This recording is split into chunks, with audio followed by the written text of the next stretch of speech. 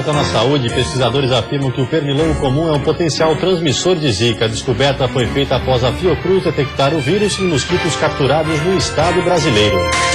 Medida para evitar acidentes. O Departamento Estadual de Infraestrutura deve instalar telas de contenção em alguns pontos da Serra do Rio do Rastro. Exercício para o cérebro. Técnica pode ajudar o desempenho diário, melhorando a memória, raciocínio e concentração. O curso tem duração de 1 ano e meio e as aulas por semana. Quem quiser investir em si mesmo pode experimentar o método nos próximos dias. E ainda no futebol, a virada espetacular do Criciúma nos minutos finais da partida.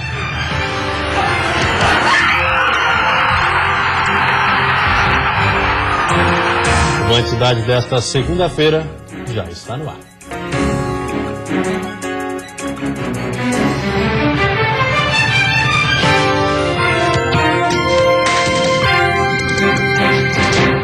Olá, boa noite. Olá, boa noite. O Departamento Estadual de Infraestrutura deve instalar telas de proteção em alguns pontos da Serra do Rio do Rastro. A medida é para ancorar as rochas que ameaçam deslizar sobre a estrada.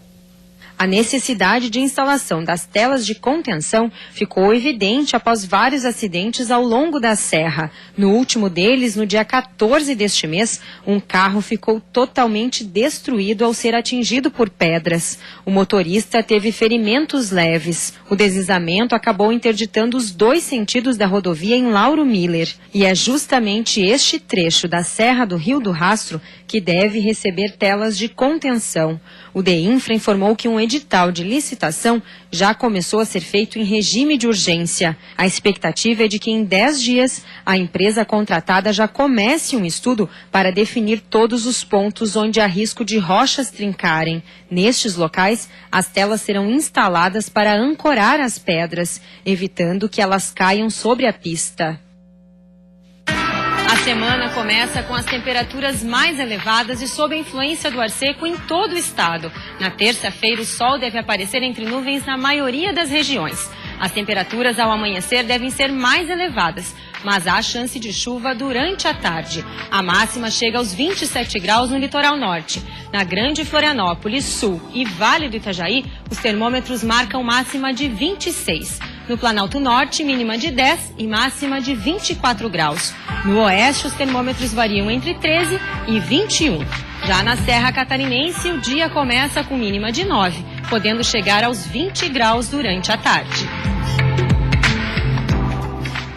Começa amanhã em Florianópolis a segunda edição do Teia Catarina. Neste ano, o foco principal é qualificar participantes dos pontos de cultura do estado. O Teatro do SIC, na capital, será palco de grandes debates, mostras artísticas, fóruns e oficinas de qualificação. 33 municípios do estado devem participar das atividades até o dia 29 de julho. O estado, ele tem que promover essa integração entre os pontos e abrir a chancela de uma qualificação para que cada vez mais os pontos de cultura agreguem valor e sucesso para transformarem-se em uma economia criativa futuramente, talvez não um futuro tão longínquo. Durante a programação haverá o lançamento de um livro que conta um pouco da história e do trabalho desenvolvido pelos 55 pontos de cultura do estado. A obra traz um panorama do trabalho desenvolvido com as comunidades, mostrando a riqueza cultural das regiões. Hoje, estima-se que os pontos de cultura em Santa Catarina tenham atendido 36 mil pessoas. Esse livro ele tem uma importância fundamental porque ele é um documento que o governo do estado terá a partir do dia 27 para mostrar e deixar claro a sua política de estado com referência a todo o estado de Santa Catarina e não só a Florianópolis, que sempre é a grande preocupação. E como forma de incentivar os trabalhos produzidos nos locais, será lançado durante o evento um edital de projetos artísticos e culturais. Ele significa uma possibilidade de trabalho para a classe cultural que está realmente comprometida com um trabalho sério. Ele pode, qualquer pessoa que tenha uma entidade pública sem fins lucrativos está apta a participar. e serão 52 prêmios de R$25 mil para cada projeto selecionado. E veja depois do intervalo o exercício para a mente. O curso ensina como melhorar o desempenho em várias áreas e ter mais qualidade de vida. E você vai ver também a importância do cuidado dos pais no desenvolvimento das crianças.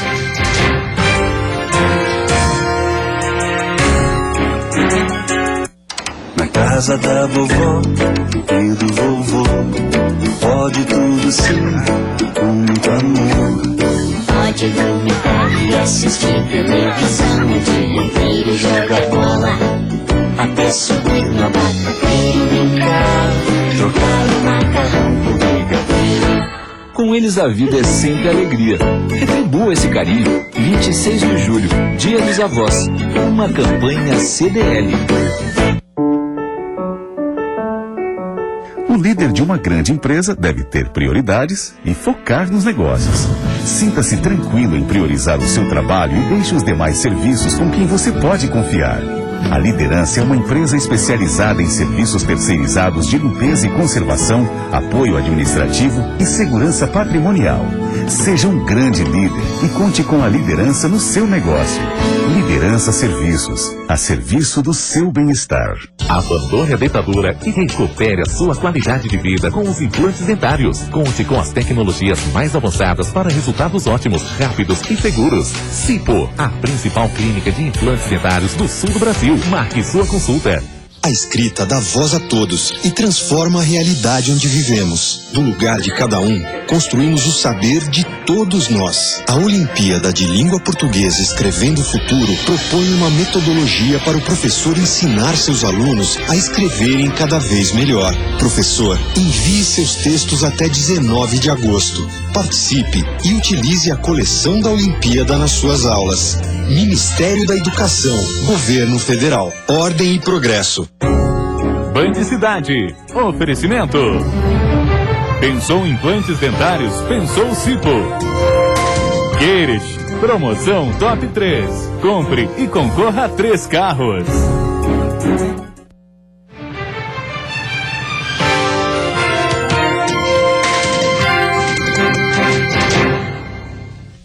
Estudar, trabalhar, cuidar da casa e da família. Seja qual for a atividade que você exerce, saiba que seu cérebro pode estar sendo usado abaixo da capacidade. Aqui na capital, um curso está ensinando os alunos a extraírem o melhor da memória, raciocínio, concentração e até tomada de decisões. Nesta escola, as aulas são diferentes. Os alunos estão aprendendo a exercitar o cérebro. O método pode ser aplicado em qualquer idade e ajuda a superar situações difíceis, como vestibulares e concursos, ou simplesmente permite aperfeiçoar os pensamentos. O método supõe que a gente vá criar novos hábitos. E se isso é verdade, e ele pode ser feito em qualquer momento. Eu crio uma nova maneira de fazer a mesma coisa.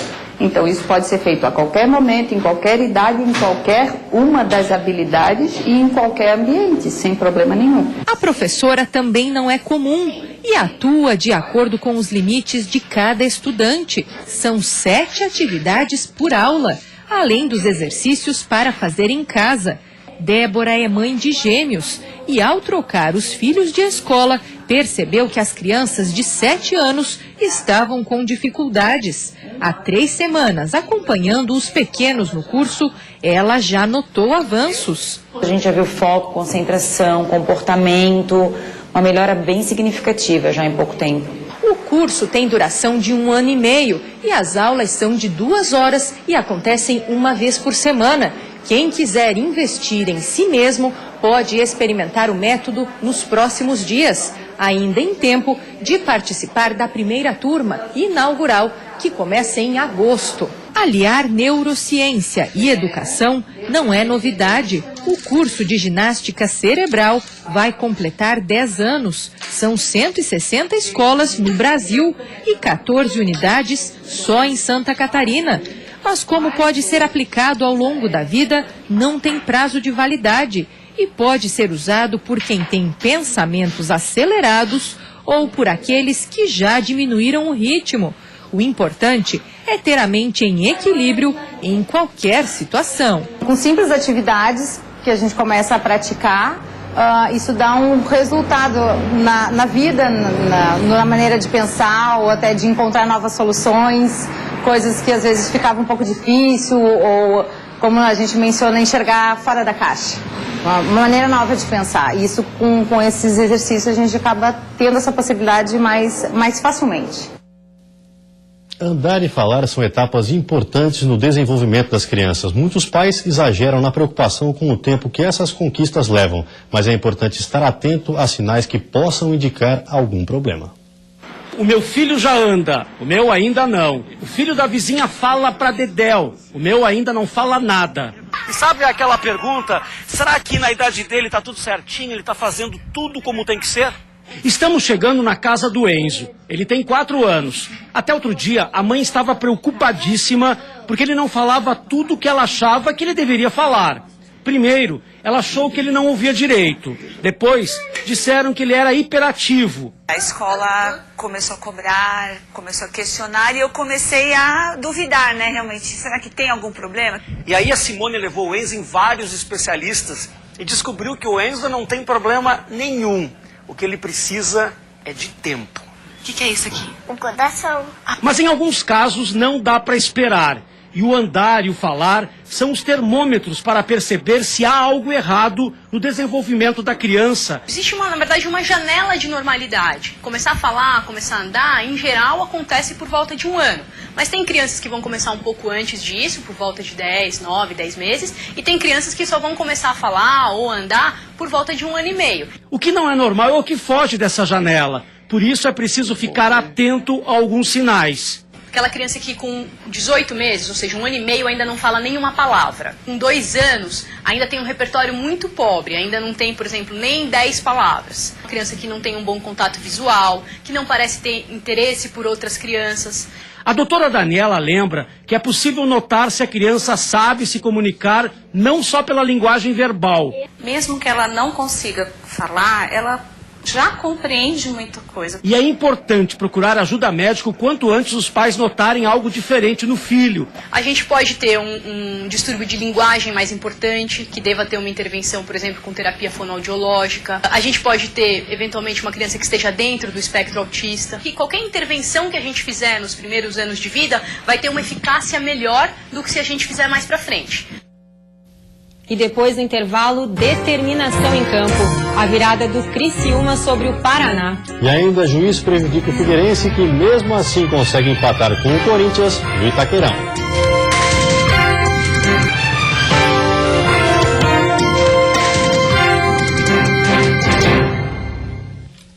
Futebol, num jogo que foi prejudicado pela arbitragem, o Figueirense conseguiu segurar o Corinthians em São Paulo, mas voltou à zona do rebaixamento.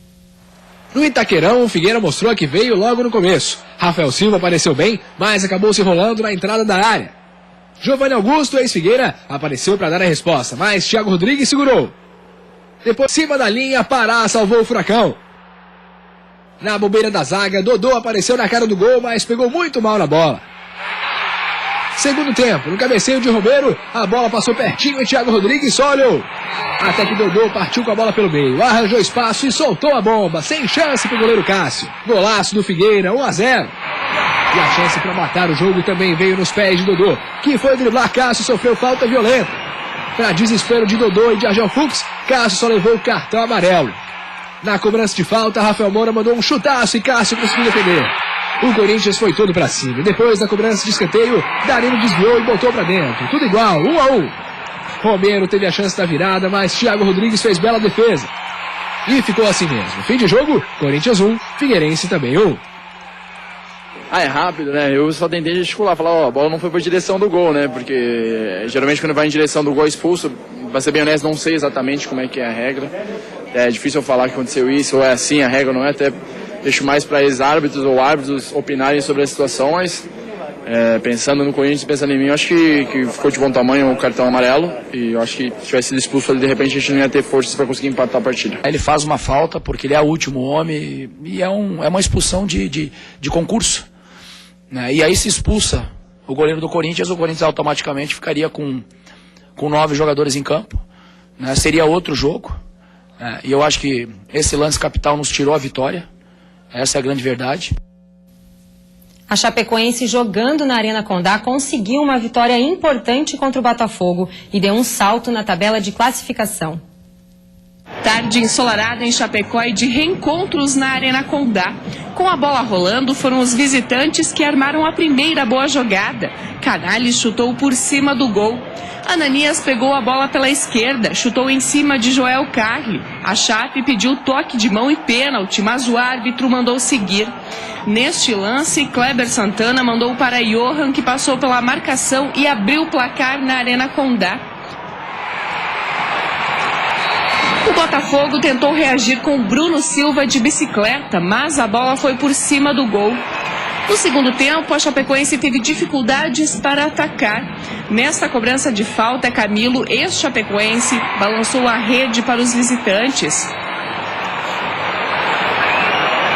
Não demorou muito e Lucas Gomes fez o segundo para o Verdão do Oeste Catarinense, decretando o placar final na Arena Condá. Chapecoense 2, Botafogo 1. A ideia do Johan deu certo, de certa forma, porque ele fez o gol. E era isso que eu queria, que ele chutasse fora da área e tal. Mas o adversário, a gente tem que reconhecer, no futebol nem sempre se joga melhor que o adversário. O Botafogo foi melhor. Grande parte por tudo isso que eu falei aqui, pela parte física, pela energia, pelo lado emocional. Os caras estão mais descansados. E agora a Série B, no Heriberto Wilson, uma vitória sofrida na base da raça. O Tigre, que perdia por 2-0, virou o jogo e colou no G4 da competição. Eram 5 jogos sem vencer na Série B e já era de se esperar que a vitória não viria fácil, mas não precisava ser tão sofrida. O Paraná abriu o placar aos 5 minutos. Nadson tocou para Robson, que só tirou do goleiro Luiz. Já no segundo tempo, a coisa piorou. Jean roubou no meio-campo e lançou Robson. O atacante dividiu com Luiz e marcou o segundo dele, 2-0 Paraná. Por incrível que pareça, a noite era de outro camisa 9. Escanteio cobrado e Gustavo descontou. Mal sabia ele que essa pressa para repor a bola em jogo faria toda a diferença. 45 minutos de jogo, falha da defesa do Paraná e Gustavo, com categoria, empatou. E Tome correria outra vez para o meio-campo. 47 minutos de jogo, o Tigre foi para a barca. E depois do cruzamento, Ricardinho conseguiu mandar para o gol. Criciúma 3, Paraná 2. E agora pode comemorar sem pressa.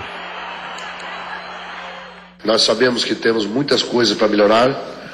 O grupo mostrou um poder de reação muito forte. É um campeonato difícil, vocês sabem disso. A Série B do Brasileiro. O segundo turno vai ficar cada vez mais pesado. E nós jogamos sabendo que o Paraná Clube, como eu já coloquei, fora de casa tem feito grandes jogos. E fez de novo. Já o Avaí, pelo contrário, ficou bem próximo da zona do rebaixamento depois da derrota para o Náutico em Pernambuco. Primeiro minuto de jogo, Jefferson Ney bateu meio atrapalhado, mas Rony apareceu para completar. 1-0 Náutico. Já com 1 a menos, o Avaí sofreu o segundo. Eduardo de cabeça fez 2-0. No segundo tempo, Fábio Sanches desviou o cruzamento e tirou o Renan da jogada. Jefferson Ney aproveitou e fez o terceiro. 3-0. O Leão diminuiu com o Lucas Coelho de cabeça. Fim de jogo, Náutico 3, Avaí 1. Pela segunda fase da Série D do Campeonato Brasileiro, o Internacional de Lages venceu o Caxias fora de casa. O jogo começou bem pro Inter de Lages, com um pênalti logo no início da partida. Mas o Marcelinho Paraíba desperdiçou a chance de abrir o placar. Para piorar a situação, 5 minutos depois o Caxias balançou a rede com Ícaro de cabeça. Mas o Leão Baio conseguiu reagir ainda no primeiro tempo. Gustavo aproveitou bem o lançamento e empatou o jogo. Jogadinha manjada do Marcelinho Paraíba, puxando para a esquerda e soltando o pé. Gol da virada, gol da vitória do Inter fora de casa por 2-1. E depois do intervalo, um alerta da saúde. O pernilongo comum pode ser um potencial transmissor de Zika vírus. E ainda o Band Cidade preparou uma série de reportagens especiais sobre adoção.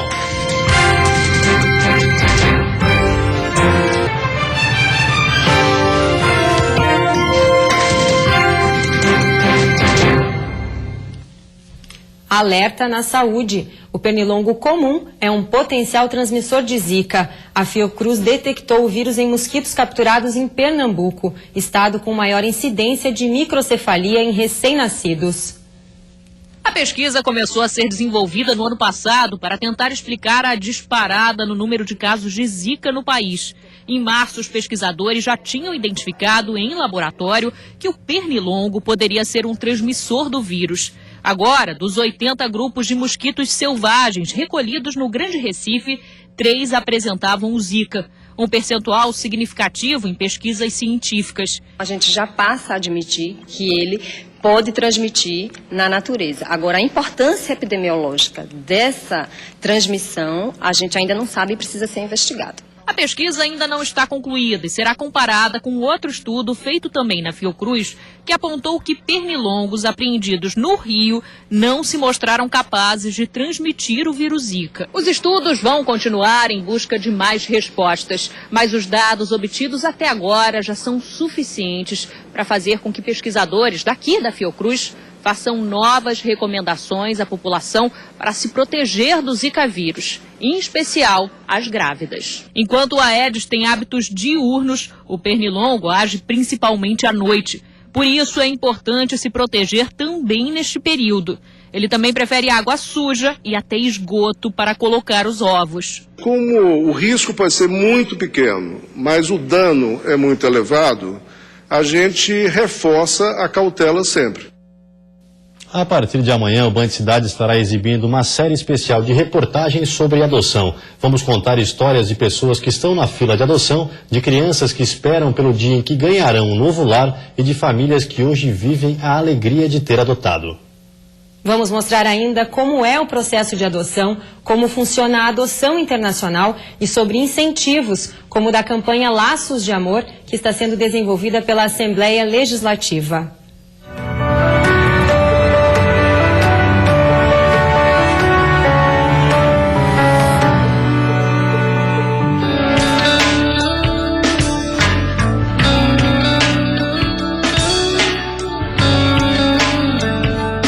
A gente já fica pensando às vezes o que vai ensinar, a gente quer passar valores, né, o que a gente acredita que é certo.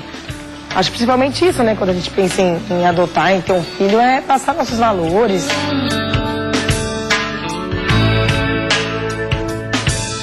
O procedimento de habilitação ele pode ser comparado quase que a uma gestação. É um momento em que o casal ou o pretendente vai se preparar efetivamente, vai reconstruir ou adaptar a sua vida para receber uma criança ou um adolescente.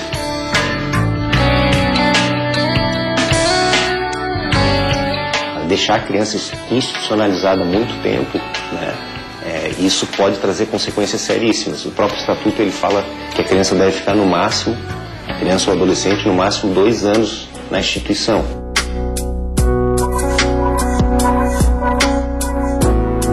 A gente tem a sensação às vezes, sim, famílias que vão para adoção, que parecia que tinha um encontro marcado já. Sabe, pessoas que se amam tanto assim que é muito emocionante. Um ser de luz que veio para encher a vida da gente de amor, de carinho, que a gente costuma dizer que não foi a gente que encontrou a Luísa, né? Foi, não sei, ela que veio cuidar da gente, penso assim, não foi a gente que cuida dela, trazendo amor, trazendo tudo. É muito legal isso. Adoção pra mim é família. A minha família veio assim. Foi assim que a vida quis, foi assim que Deus quis. Eu só tenho que agradecer a família que eu tenho hoje, porque é muito bom.